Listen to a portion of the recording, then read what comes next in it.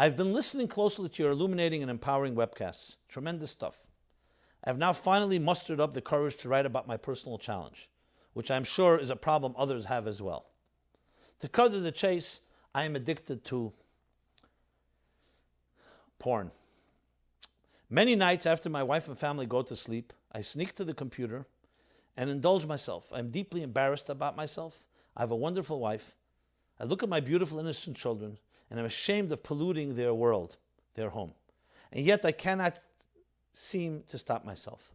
This addiction has become my oasis, a place I escape to, my own little place where I turn to, and as sad as it sounds, I dream about eagerly awaiting, tasting my forbidden fruit. My deep, dark secret that I carry within me is killing me and my soul. I feel ugly and dirty and powerless. Please, please, I beg of you, from the depths of my heart, say something that can schlep me out of this blotte, dirt, this mud. I cannot tell you how much I hope that Chassidus can help me. Okay, well, this is one of many such letters. My heart goes out to this individual, anyone else. And I want to say a few words about this. Obviously, I hope I can say something that will really schlep you out of this blotte or schlep anyone else out. But at least some things can be said. First of all, I commend you for being able to speak about it and not thinking that your life is great and minimizing the problem. Because the first step to anything I mentioned before is yediyas hamach lechetzer refuah. To knowing that we have a problem is half a cure. Someone pointed out to me a sikha from Purim, Tavshin Chai. I want to read you the 6th sikha, Purim Tavshin Chai, the famous Purim. I'm just translate. The Rebbe writes, he's talking about that imreiku mikemhu, that if you have something is missing, it's missing in you, not missing in the Torah. So the Rebbe speaks about that even today, things that were connected to generations ago, we shouldn't think are not shaykh to us. If we can't find an answer, basically what we're discussing here, Chassidus doesn't answer your issue, something's missing in us, not a Chassidus, God forbid. Then the Rebbe says, the chokhmas harafur bizmanim achreinim. I'll just say it in English so we take less time.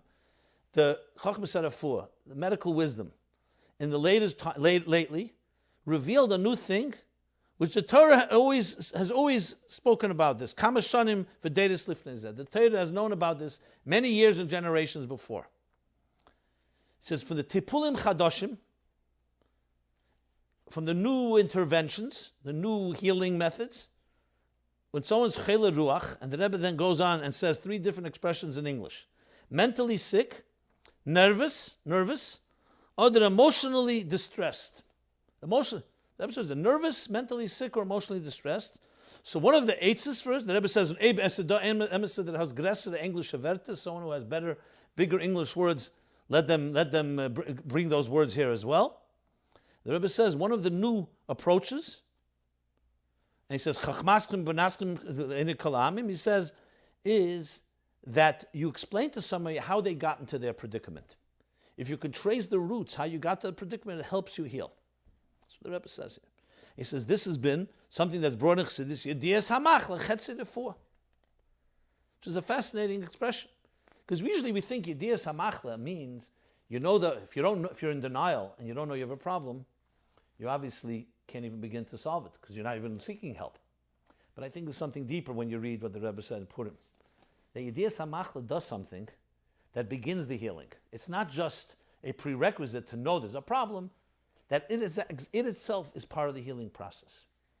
So let's address it now with this addiction that this fellow writes about. I think it's important to understand the habit. And this brings me back to Tanya, chapter 15. Before the Alter Rebbe gets into the real nitty-gritty of reconditioning our minds and our hearts and our actions, as I mentioned, he has a chapter 15, which some wonder why is that chapter placed right over there. After he established Mayach Shal Talalev, that a Bainani has the power to control himself and therefore discipline himself, he should have gone, tell us how to do it. No, he goes into a chapter describing 2 types of Bainanim, one who's an Eved Elikim, one who's not. One who changes his routine, one who does not change his routine. Why? Why there? You could have had this chapter could have been said later. So I want to posit a practical suggested reason why.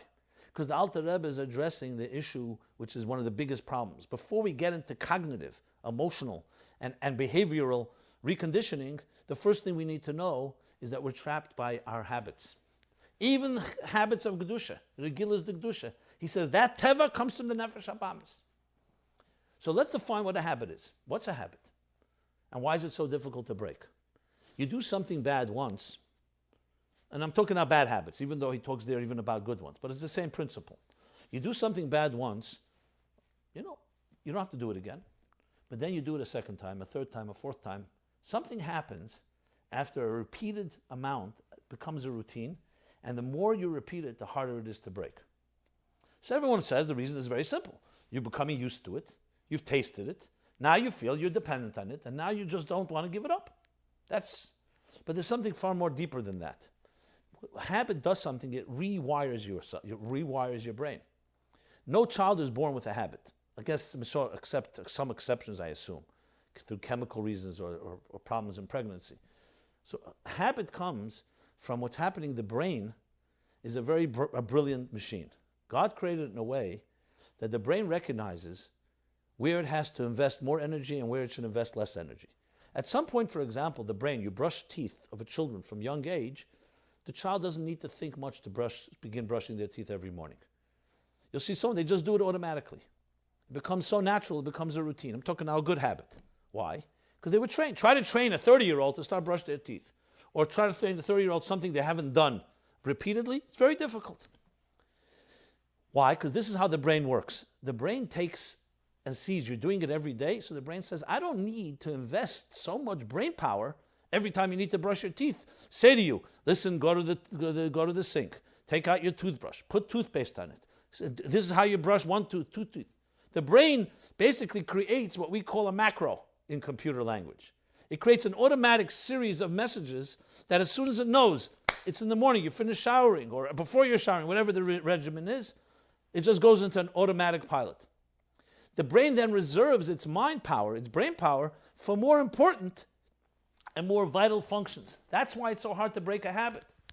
Because the brain, which is your ally, has now done something. It's, in a sense, cemented in this path. That as soon as you do something, you automatically do two. Think about how many routines we have, we don't even have to think about. Step one, automatically 50 other steps follow. How you tie your shoelaces, how you walk into your car, how you shower, almost everything you do has a series of routines that become almost automatic. The brain, which is such a powerful force, has now, if it's a negative habit, turned against you. It's basically cemented and says, don't even think about it. So the Alter Rebbe is coming to attack this problem. How do you attack this problem? This is a teva, this is called regilas. And even in Kedusha, you're learning 100 times. Because it's your habit, it's not a Veda. You attack it, you need to have the moyach, the cognitive, together coupled with the power of Hashem, as he says, that gives the Nefesh Elikis power to break a habit. So let's apply this now to this addiction. And we're going to talk short-term and long-term. If a person is really addicted in that way, I don't think there's a solution. One, you press a magic pill, you take a magic pill, you press a button, it's going to solve the problem. The first step, I would say, is the following, that you're open for change. You're motivated. You'll be motivated. Once a person is motivated, it's a first step. It's awareness. Yediyas hamachla. That alone has done something. It's not to let the habit become automatic. At least you're aware you're doing it. I'm not saying that alone solves the problem, but it's opened up the channel. It's telling the mind, I want to review this habit. I don't want it to become an automatic pattern. Yediyas hamachla, which itself is the beginning of healing. The second step is impulse control. Can you stop once? Let's say one night you say, this night I'm not going to follow it. Most people, once is not that difficult. Can they sustain it? Is far more complicated. But you could. What does that do? It gives you confidence to know you could. Once you know you could, then it's about maybe battles. It's true, it's going to be a battle. And it's going to be an especially difficult battle when you're depressed and lonely and feel restless, etc., because it's your oasis, as you write. So number two is knowing you could. Even if you don't always do it, but at least you know you could. Then comes the rewiring. How do we rewire that cemented wire? How do you dislodge something that has become just a path? It's like the water just runs that way automatically. So here the Alter Rebbe goes into the sustenance through contemplation. He calls these bonus, the mind. Training yourself to see yourself as a spiritual being. This, of course, takes a lot of time. Because right now you're dealing with an indulgence, a taiva, and you're not seeing yourself as a spiritual person at that time. So a long-term process is Pashat learning Chassidus. You got to start learning something spiritual. If you can learn in those hours that you have this taiva, amat taiv, even better. But you got to start reframing yourself and bringing yourself into a world, it's a higher world, a spiritual world. It's the only real. The second thing, and it doesn't say in Tanya, but we talked about this in previous episodes, you got to take the passion and turn it somewhere. You must have something you're passionate about. That begins to weaken. One passion always weakens another passion. We'll be talking about this in later episodes about sexuality, intimacy in general, and so on. But I just wanted to mention it. Number two is sustenance through sustaining that type of discipline through just touching, you're a father, you have children in your home. Evoke inside of you your pride. They say about Kusya Lepler, I believe it was. He was once in Leningrad, in Petersburg, Alter Rebbe's a chassid. He had a machshava zara. And he said to himself, how did he stop himself from acting on it? Vi pastis. As a chassid from Alter Rebbe, so hum azam machshava. How does it pass? He used Chassidus Shagaiva, he used his ego. How does it pass for a person who has blessed with a wife, blessed with children, should defile his home? And not saying this to berate yourself and make yourself demoralized. On the contrary, you're representing. You're not just your own private person. You're impacting the world with your actions. So this is evoking the Ava Misoteres, we shall call it, the innate sense of transcendence that every person has. Is this, again, a solution alone? No, but all these combined, the ones I've mentioned so far. And I mentioned awareness, impulse control, sustaining it through some form of contemplation and becoming a more spiritual individual, sustenance through accessing something within you that is deep and innate.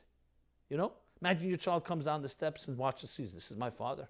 You know, what kind of impact that will leave. And then sustaining through actions. Actions. Like he says in Perik Zayin Yud Zayin 16 and 17, that even if it doesn't completely create a whole full emotion, you act on it. You act on being spiritual. What does that mean? Maybe you should take upon yourself to go once a week on Mivtzoyim, putting up mezuzahs, inviting someone to your home, having a share with someone. Bring an action that results from your so-called spiritual contemplation. It may not turn you a spiritual person, but the action has impact. Mitzvah gereres mitzvah. Never underestimate the power of an action, especially one that's coming deliberately to help you counter those deeper forces. And then I want to add one more thing in this context.